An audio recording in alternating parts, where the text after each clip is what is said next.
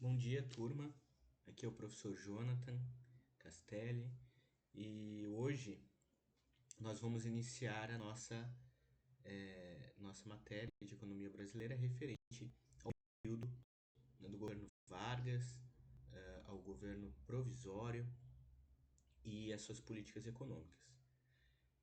Então, na última aula, a gente discutiu os caminhos da Revolução de 30, a forma como essa revolução, né, que é uma revolução de caráter também conservador, de caráter positivista, com aquela ideia de mudar para não mudar, de realizar o progresso dentro da ordem, mantendo então a hegemonia de alguns grupos políticos, particularmente, né, de algumas oligarquias que estavam fora do eixo Minas Gerais e Rio de Janeiro e São Paulo, e com a ascensão em especial do Rio Grande do Sul, né, no cenário político, né, o Rio Grande do Sul que era a terceira força nacional, né, era o celeiro do país e que vai ter um papel relevante nesse processo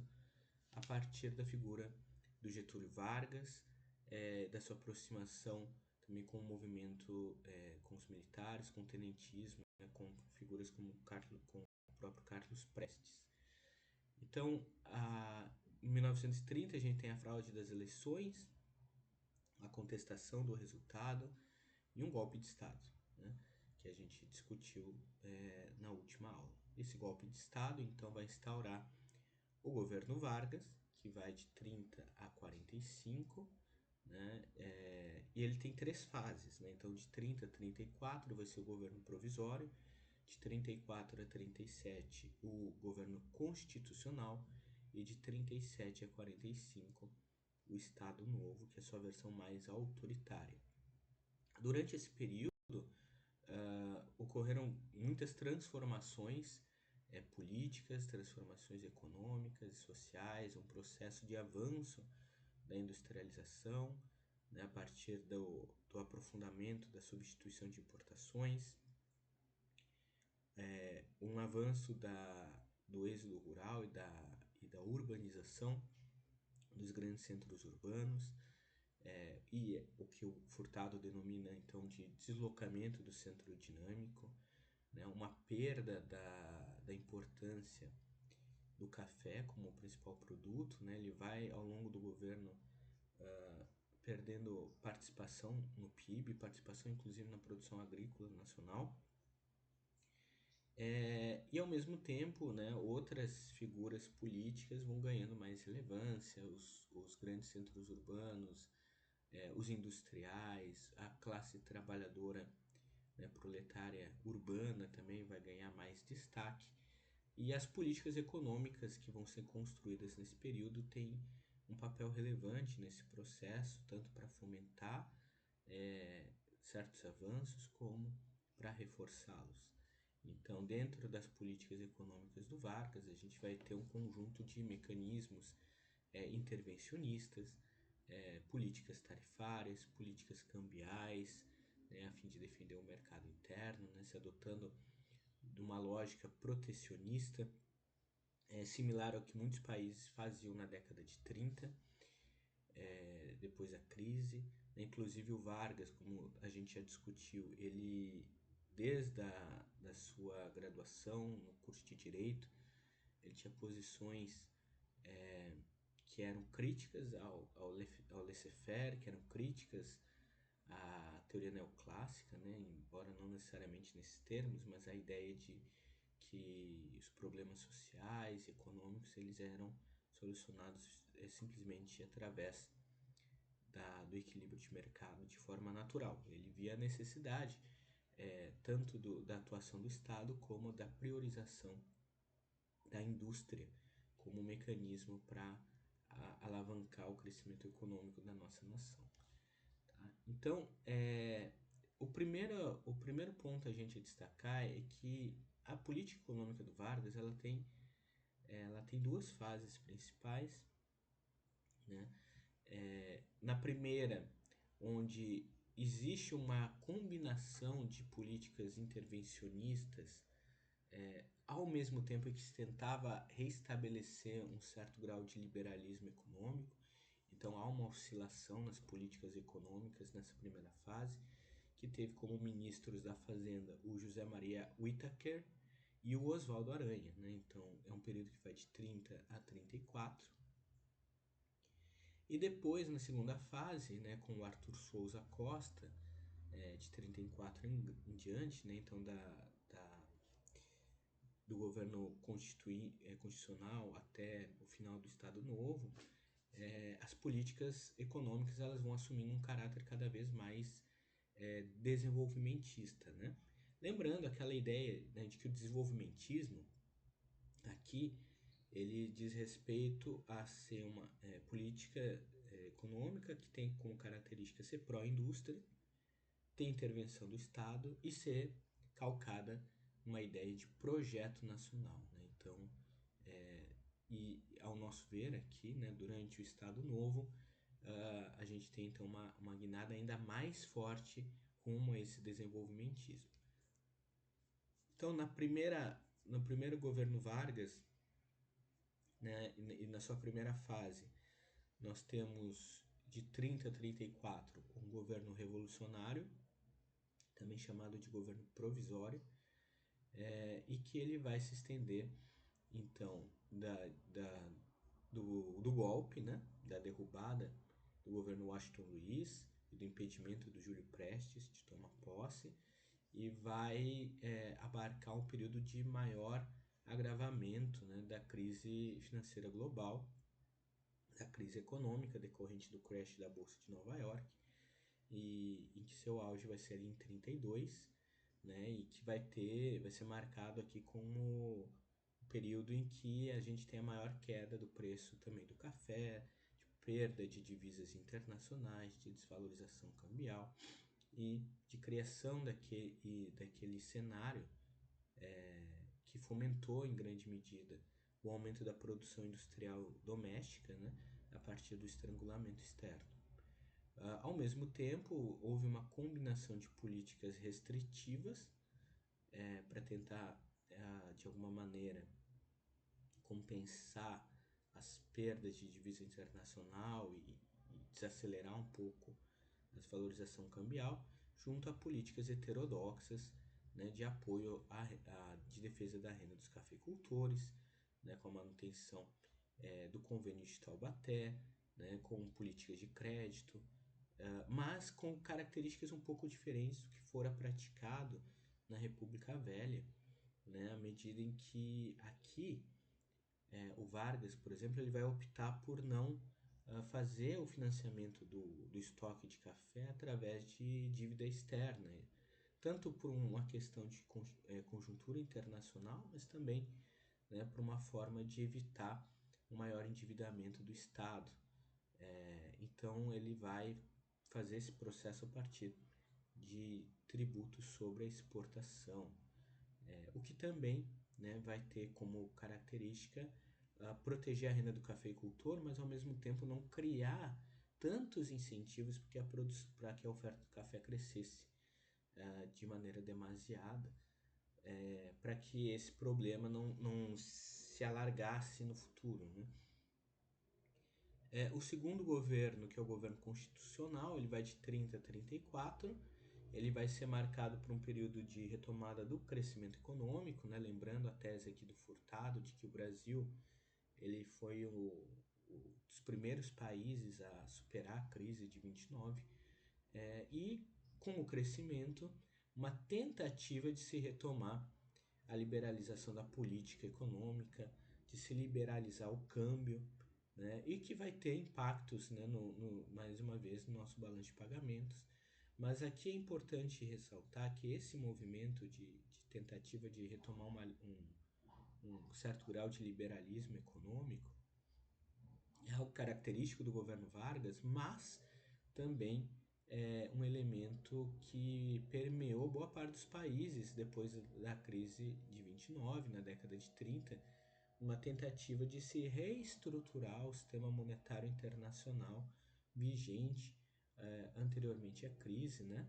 Se restabelecer é, o, o, a concorrência, né? O comércio internacional livre, né? E de alguma maneira se reduzir o papel do Estado nesse processo. Claro, e evidentemente também a adoção do padrão ouro. Agora, é claro que isso não teve continuidade por muito tempo, e já no segundo governo, no último governo, no Estado Novo, que é um período de maior autoritarismo, de maior perseguição política, em que se inicia com uma, um, como subterfúgio, né, o que se chama de intentona comunista, que supostamente seria tentativa de um golpe, né, por parte do Partido Comunista Brasileiro, apoiado pela União Soviética, para estabelecer um regime socialista no Brasil, e que sim, havia esse movimento, né, liderado pelo Carlos Prestes, junto com a Olga Benário, entre outros nomes, mas ao mesmo tempo ele não tinha tanta força, né, e penetrabilidade social para se fazer isso, nem havia um plano de tomada efetiva do Estado, mas sim de maior inserção comunista no país. Da mesma forma que nessa época havia movimentos de extrema direita que cresciam de maneira pulsante, né? Como, por exemplo, o integralismo do Plínio Salgado, e que também era outra corrente político-ideológica que ganhava força nessa fase de crise, né? O fato é que o Vargas se utilizou então dessa tentativa, nessa intentona comunista realizada em 35 para dar um golpe em si mesmo, né? E foi até na época criado um documento falso, né? Foi uma fraude, mais uma, que é o Plano Cohen, que seria um plano desenvolvido pelos comunistas para a tomada do território brasileiro, mas que na verdade foi elaborado pelos próprios representantes do governo Vargas. De qualquer maneira, Vargas se utiliza disso para se dar um golpe, romper com a Constituição de 34, né, e criar uma nova Constituição de caráter mais autoritário, daí sim uma Constituição baseada então na Constituição polonesa, né, até chamada de a polaca, em que tu tem um caráter mais centralizado, mais autoritário, com mais restrição política e mais intervenção econômica também, tá? O governo do Estado Novo ele vai até ali 45, quando depois da Segunda Guerra Mundial o Vargas perde inclusive apoio, tanto apoio interno, né, quanto apoio externo, porque depois do fim da guerra, né, que foi uma guerra para combater regimes fascistas, para combater regimes autoritários, não era condizente, né, com esse resultado a continuidade do Vargas, né, dado que ele era um ditador, então ele teve dificuldade de se sustentar. O seu grupo, inclusive os militares que o apoiavam, em especial na figura do Gaspar Dutra, que era seu ministro da Defesa, eles foram até ele e propuseram que ou ele renunciava ou eles dariam um golpe de Estado para ter eleições, etc., e colocar outro presidente no lugar. O Vargas acaba optando por renunciar e se afastar da política momentaneamente, né? Nesse período, então, do Estado Novo, a gente tem ele é caracterizado por uma deterioração do balanço de pagamentos, né? Esse era um dos grandes problemas a serem superados, e posteriormente, com a Segunda Guerra Mundial, uma melhora da condição econômica, e nessa fase do Estado Novo é que vão ser criados um maior grupo de empresas estatais durante esse primeiro governo Vargas. Bom, essa década de 30, né, ela representou um grande processo de transformação econômica. A gente pode observar, por exemplo, que o setor que mais cresceu foi o setor industrial, né, então, comparado ao setor agrícola. Então, lá em 20 a 29, a agricultura cresceu a uma taxa de 4% ao ano, e lá no final da década, entre 33 e 39, uma taxa de 1,6% ao ano.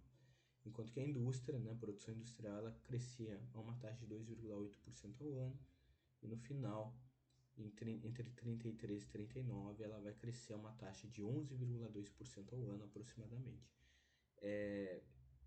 Evidentemente, a gente tem nesse processo, acompanhado com o crescimento da indústria, um processo de urbanização e também de salários um pouco mais altos na média, né? Apesar disso, a população brasileira também cresce nesse período, né, demograficamente, e de modo que a renda per capita do Brasil lá em 39, no início da Segunda Guerra Mundial, ainda não era tão alta, né? Ela mantinha os patamares equivalentes a 1928, muito também decorrente, né, do crescimento da população, por um lado, e do não acompanhamento desse desenvolvimento no setor rural. Então, a renda cresceu basicamente no setor urbano, mas no setor rural ela ficou estagnada, né, o que faz com que a média da renda per capita não tenha crescido, não tenha acompanhado o crescimento da produção industrial como um todo. Além disso, né, essa década de 30 ela vai ser caracterizada então pelo início do processo de substituição de importações, muito voltado ao setor de bens de consumo, né, iniciando particularmente no setor da indústria têxtil, e que vai ter continuidade ao longo das décadas, né, se encerrando só lá com o segundo PND no final da década de 70. Nesse período a gente pode acompanhar a evolução da produção agrícola, né, e observar que o café ele teve uma redução muito grande na participação da produção agrícola nacional. Lá em 29, ele representava algo em torno de 48% da produção agrícola do país, e ao fim do período, né, lá em 43, ele já representava apenas 16,1% da produção agrícola. Toda a conjuntura que vai servir, né, de base para o primeiro governo Vargas, né, passa pelo enfrentamento da crise econômica estabelecida com a crise de 29, né, durante o governo Washington Luiz. Então, essa crise que vai se construir no Brasil, antes de mais nada, é uma crise de estrangulamento externo no balanço de pagamentos, onde nosso principal produto se desvalorizou de maneira muito acentuada, e isso, por sua vez, gerou uma fuga de capitais, uma queda, uma perda, né, de divisas internacionais, decorrentes então dessa queda dos preços e do valor da exportação de café. Como a nossa capacidade de importar dependia basicamente do preço da quantidade de café vendidos, né? E lembrando, café era um bem de demanda relativamente inelástica, né? Por não ser um bem essencial, e ao mesmo tempo o seu preço caía, então a capacidade de importar caiu muito, né? Então nada mais claro também do que as importações caírem um pouco em 30, mas se acelerando em 31 e 32. Isso causou uma crise externa, né, que por um lado provocou uma queda de 60% das importações brasileiras entre 28 e 32. O preço das importações aumentou em 6%, em média, né? Claro que tem produtos que aumentaram muito mais. As exportações tiveram uma queda de 16%. O preço das exportações também tiveram uma queda média de 25%. Os termos de intercâmbio pioraram, né? Então uma queda de 30%. Lembrando, né, os termos de intercâmbio, eles vão medir o quê? O preço dos bens que a gente importa, né, e os preços dos bens que a gente exporta. Então, o que a gente exportou se desvalorizou, né, que era o café, e o que a gente importava se valorizou. Então, a condição dos termos de troca piorou para o Brasil. né? E a capacidade de importar também cai, teve uma queda de 40% no período. Como consequência, as nossas reservas internacionais também se reduzem, né? Em 1929 elas representavam algo em torno de 31 milhões de libras, e em 1930 já era 14 milhões, né? Menos da metade. E em 31 a gente estava praticamente zerado, tá? Muito decorrente, mais uma vez, né? Dessa fuga de capitais, da desvalorização do nosso principal produto para exportação, né? É um ponto também se destacar que, além das características de inelasticidade e renda do café, o, o comércio internacional ele se reduziu drasticamente, né, decorrente da crise. Boa parte dos países vão acabar adotando-se de políticas protecionistas, e isso, evidentemente, vai impactar de maneira mais latente, né, um país como o nosso, que tinha como toda uma economia baseada no modelo agroexportador. Aqui nesse gráfico a gente pode acompanhar a média anual dos preços em Nova York do nosso café, entre 13 e 62, tá? Vocês podem ver que o café ele tem um aumento ali na década de 20 e depois em 30 ele cai, né, chegando na sua mínima em 1940, mas volta a se recuperar nas décadas posteriores à Segunda Guerra Mundial, né? Voltando a atingir um ponto de máximo ali nos anos 50 e caindo então em 61. O preço, né, de importação do café que também está representado com centavos de dólar por libras, e a gente pode ver mais uma vez, né, uma queda do preço do café nos Estados Unidos, tá, que era o nosso principal importador, e entre 28, né, e 33. É importante destacar que, assim, já havia um processo de desvalorização do preço do café há algum tempo, desde a década de 20, e por esse motivo também que foi estabelecido, né, as políticas de defesa da renda do café, de estocagem, né? Então é aquela ideia que a gente já discutiu, né? Esse modelo agroexportador, ele estabeleceu as próprias bases da sua crise, né? Porque ele estruturalmente ele gerava constantes problemas de excesso de oferta, e que o Brasil ele só conseguia contornar porque ele tinha um semi-monopólio do café, né, no mercado internacional.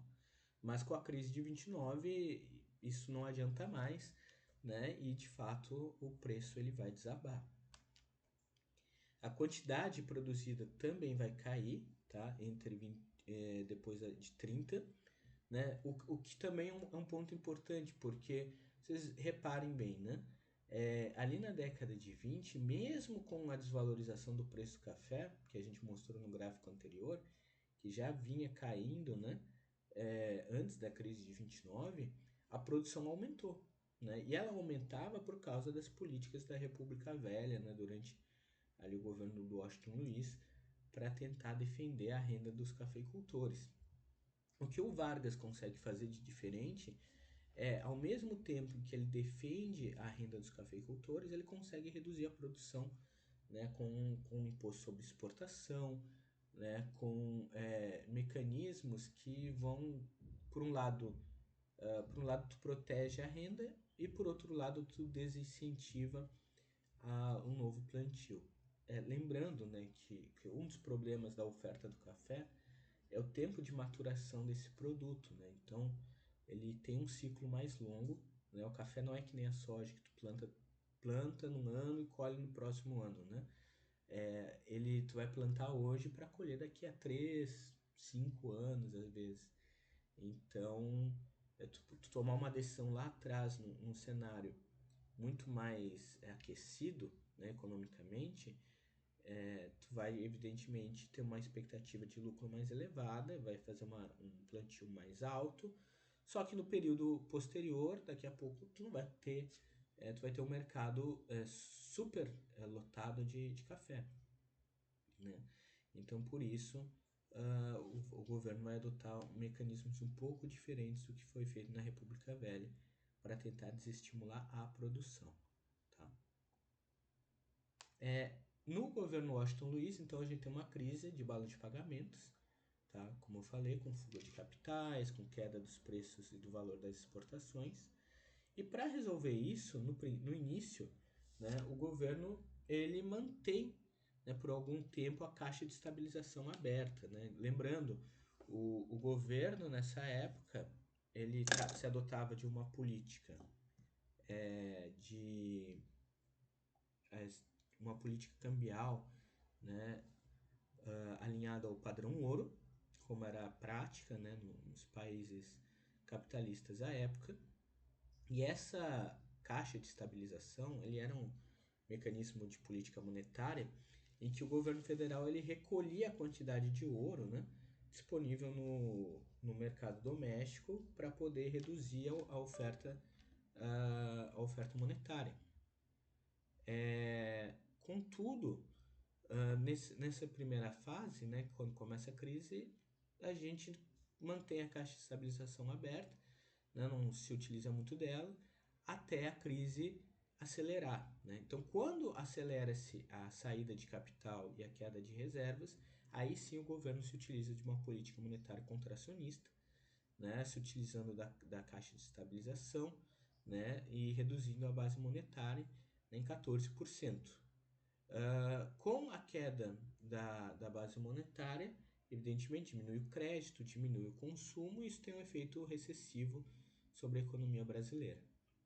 Ainda, né, com Washington Luiz, ele vai terminar a caixa de estabilização, né, de vez, né, e ida para o câmbio flexível. Né? Então ele sai do padrão ouro, assim como vários países fazem no início da década de 30, e porque lembrando, né, quando tu adota um modelo do padrão ouro, tu está abrindo mão da tua política monetária, da autonomia dela. Então tu tem uma restrição do quanto tu consegue atuar em política econômica. Então o governo abandona isso, né, vai para o câmbio flexível e começa-se então a desvalorização cambial. Tá?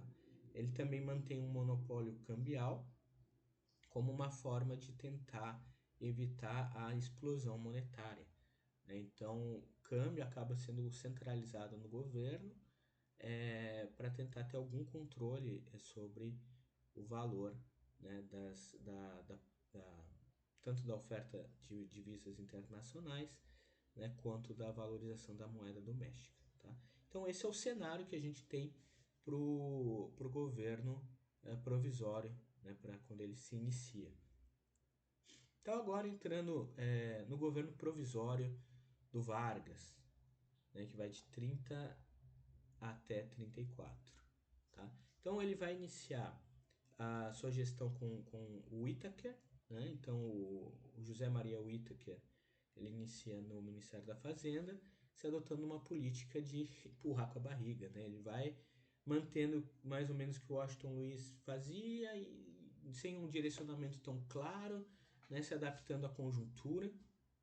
Ele, né, lembrando o governo provisório, ele vai ser criado a partir de membros, né, que compunham a Aliança Liberal. Né? E a Aliança Liberal, ela tinha, por um lado, indivíduos que eram como Vargas, né, que tinha uma perspectiva mais pró-indústria, mais intervencionista, mais desenvolvimentista, mas também tinham representantes mais liberais, efetivamente. Né?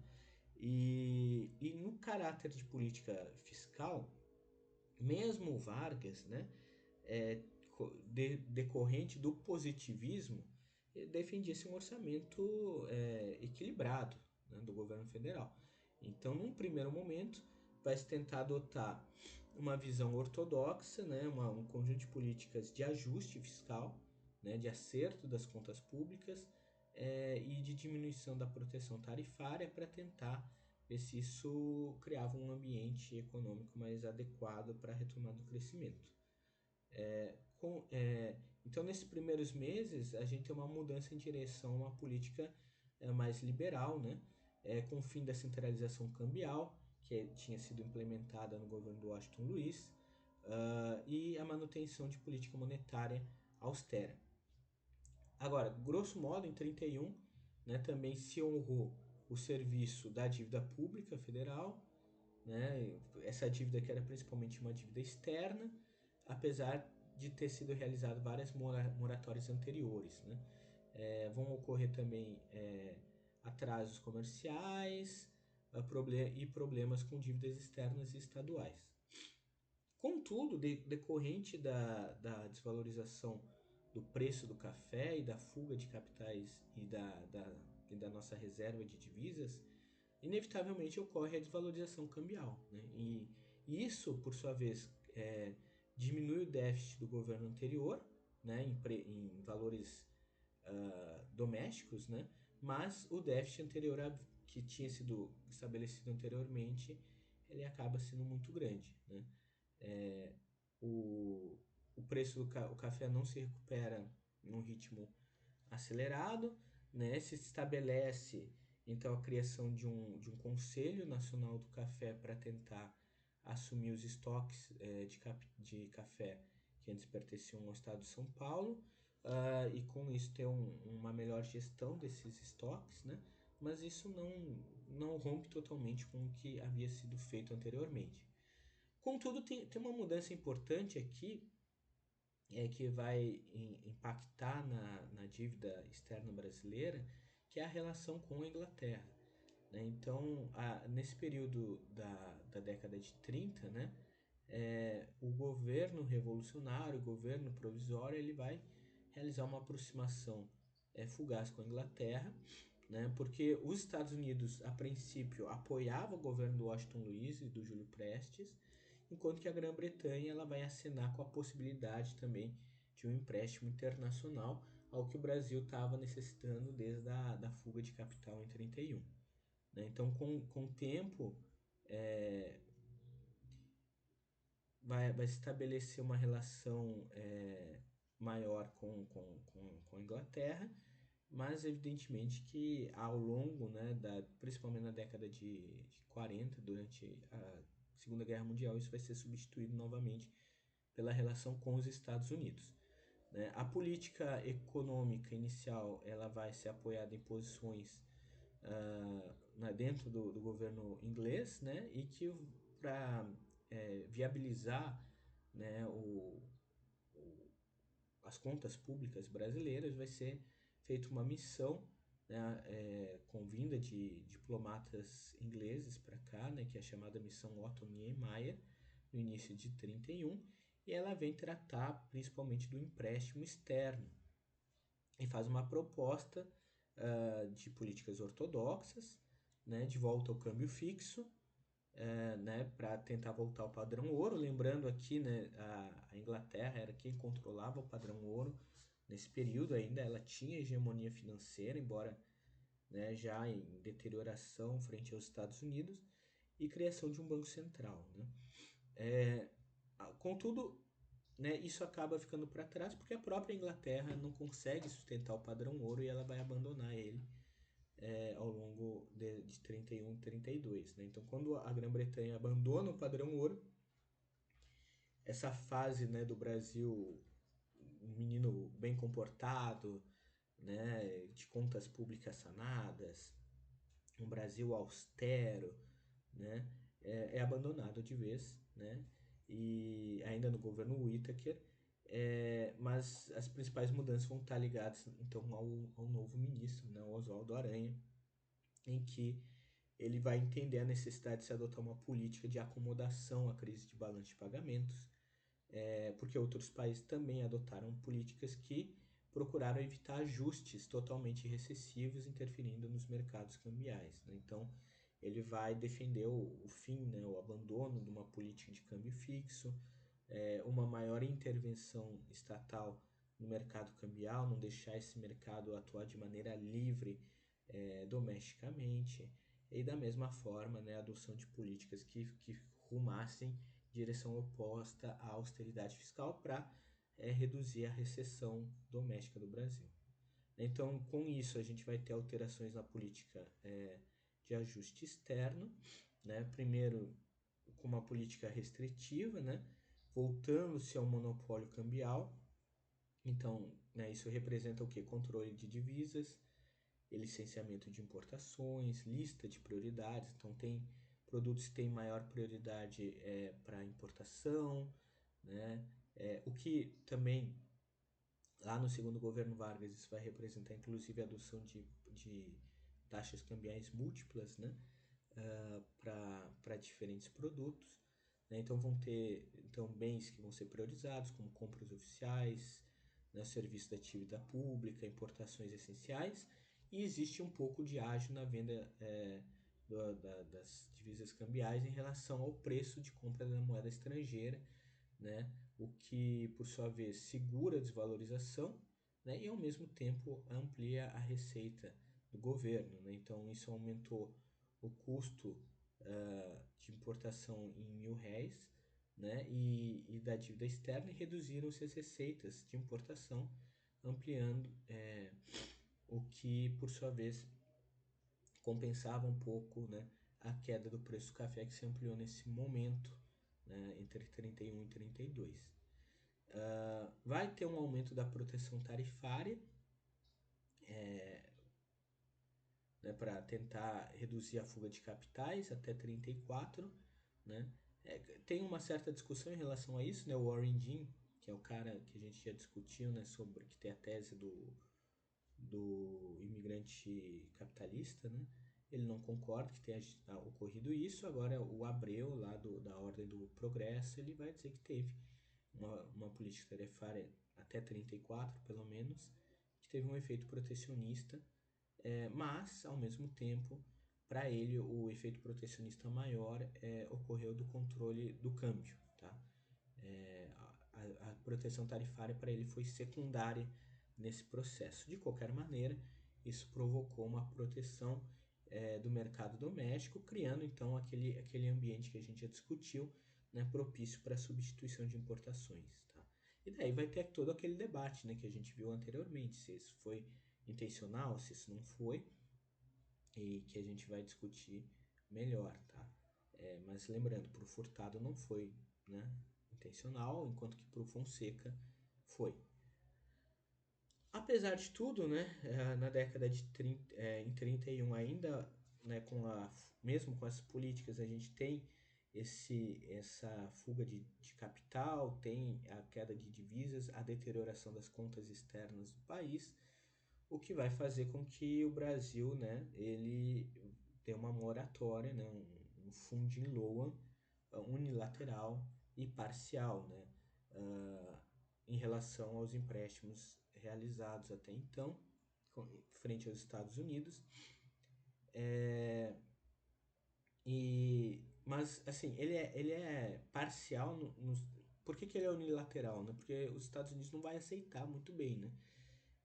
E ele acaba sendo parcial, né? Então, os Estados Unidos não perdoa a dívida, né, da moratória da dívida do Brasil. Né? Então, a dívida ainda está lá.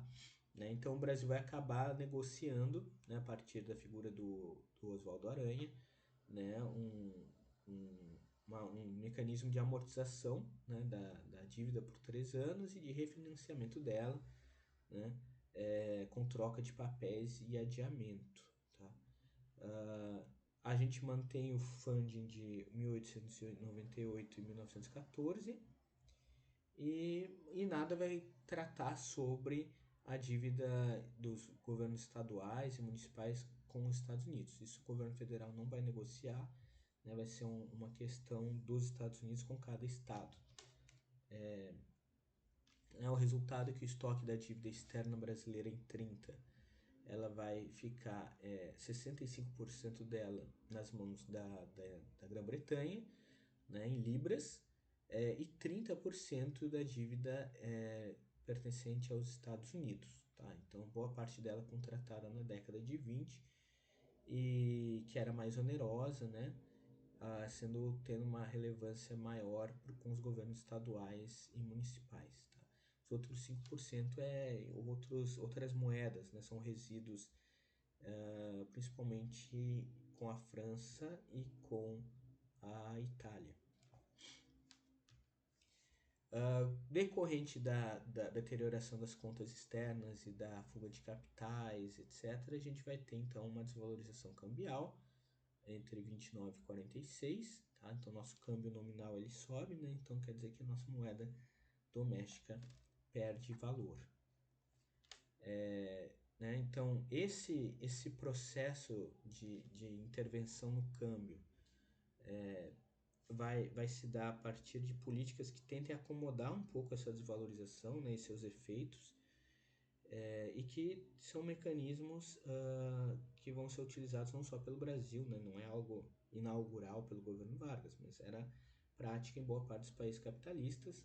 Tá? Então, primeiro, se tenta resolver o problema da crise cambial com a caixa de estabilização aberta, o que não dá certo, né? Vai provocar um fim das reservas cambiais e uma estagnação econômica.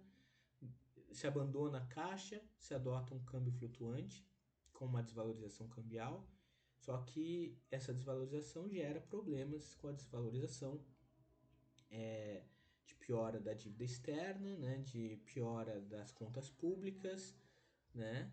E por sua vez, né, se no fim acaba se optando então por uma centralização cambial, né? Então o governo acaba-se o mercado livre de câmbio doméstico do Brasil e passa-se então a adotar uma política centralizada no governo federal, onde havia leilões cambiais, licenciamento de importações, tá, para dessa forma ter uma política um pouco mais autônoma, né, nesse sentido.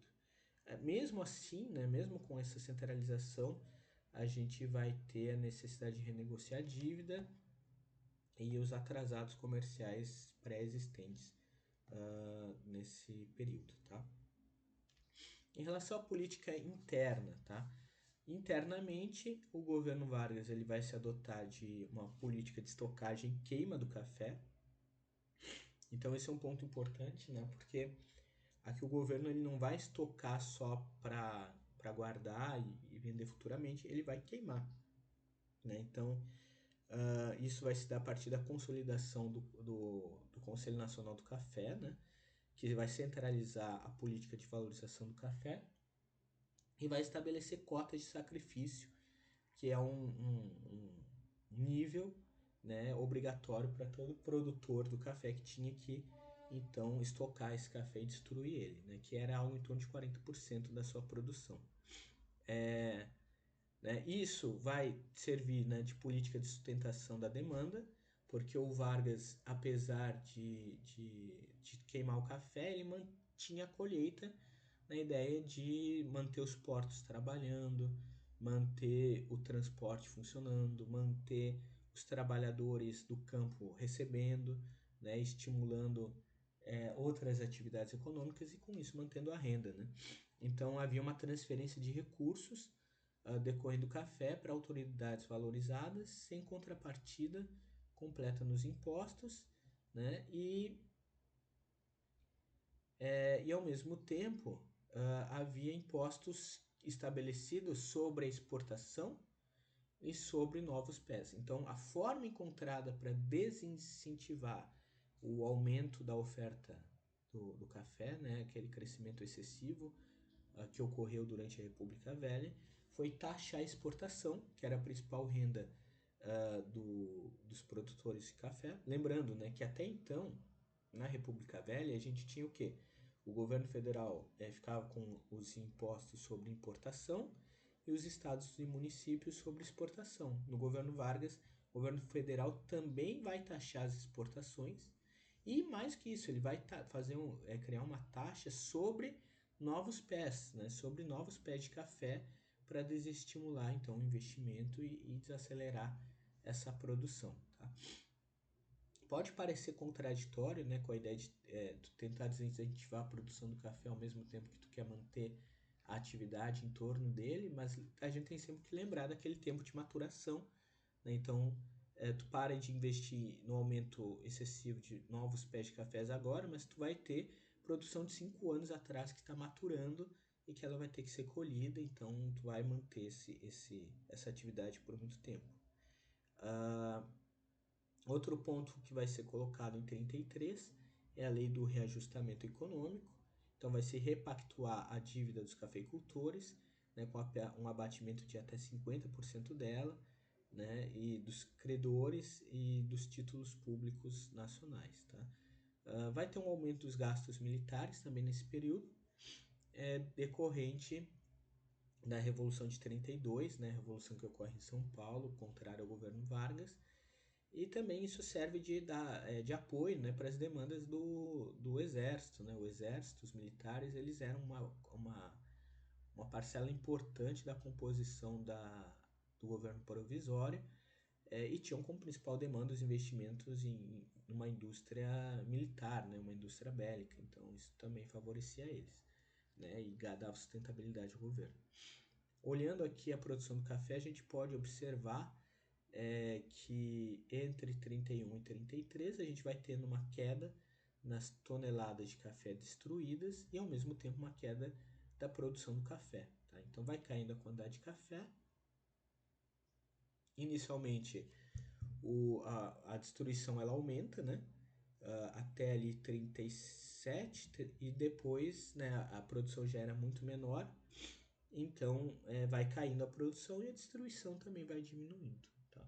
Ao mesmo tempo que aqui nesse período a demanda externa volta a se recompor depois da Segunda Guerra, a partir ali da década de 40 e principalmente de 45 em diante. Tá? No fim ao cabo, né, na média, a gente vai ter algo em torno de 26% de toda a produção do café nacional era destruída. 26,96%. Tá? Mas chegou lá no auge, né, em 37, no início do Estado Novo, a 70% da produção do café era destruída. Então aqui a gente pode acompanhar mais uma vez a evolução da produção do café, né, que vai caindo a partir de 37. Da mesma forma, a participação percentual do valor da produção do café em relação a outros produtos agrícolas, né, que vai cair lá de 48%, né, quase metade, para apenas 16% em 36%.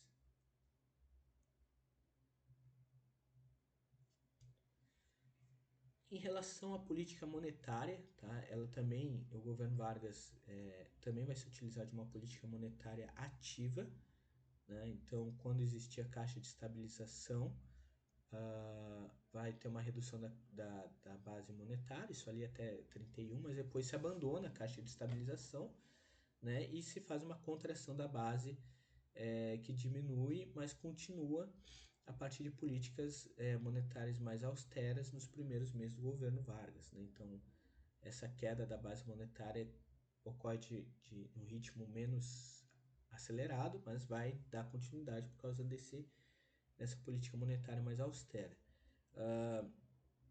Em 31, né, como forma de reaquecer a economia, a gente tem um aumento da base monetária, então tu começa com uma política restritiva, depois se abandona ela para uma política expansiva, né, com o aumento do crédito através do Banco do Brasil. Inclusive, a gente tem que lembrar, né, que no governo Vargas, o Banco do Brasil ele passa a ter uma carteira de crédito não só para a política agrícola, mas também para a política industrial.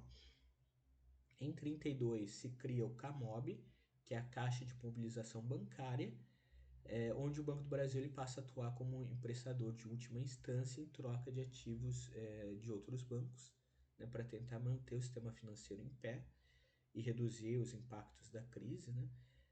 Depois, a criação do CAMOB-Cared, que financia o Departamento Nacional do Café e bancos com baixa liquidez, né, onde o Banco do Brasil ele tem uma atuação muito intensa nesse período e comparado a outros bancos internacionais, ele resiste bem à crise econômica internacional. Né? O preço, né, ao consumidor, ele vai, num primeiro momento, se tornar... Ele cai, né, decorrendo da crise, mas à medida em que a economia se acelera, o câmbio se desvaloriza, e a gente vai tendo uma retomada de crescimento em 32, a gente vai ter um aumento da inflação.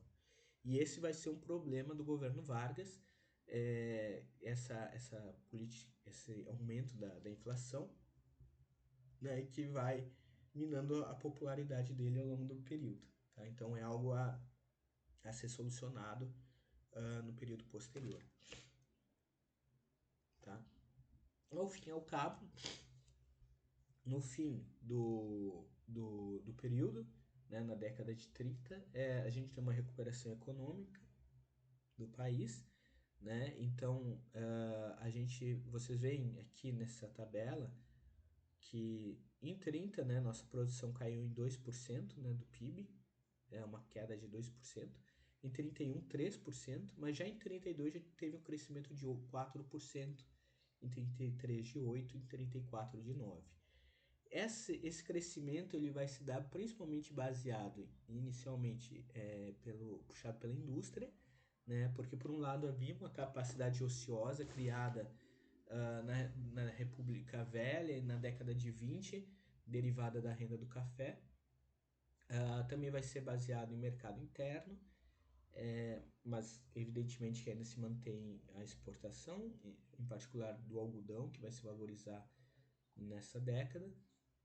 Mas é a indústria que mais vai crescer, né? Então, entre 28 e 30, ela tem um crescimento negativo, de 9% negativo. Depois, 31 e 32, ela estagna, mas de 32 a 39, ela vai ter um crescimento médio de 10% ao ano. E uma queda das importações na oferta total, né? De 40% em 28, de 25% em 31 e 20% em 39, o que vai fazer com que essa indústria tenha cada vez mais espaço interno para sua expansão, tá? Então, com isso, a gente encerra essa parte da aula, tá?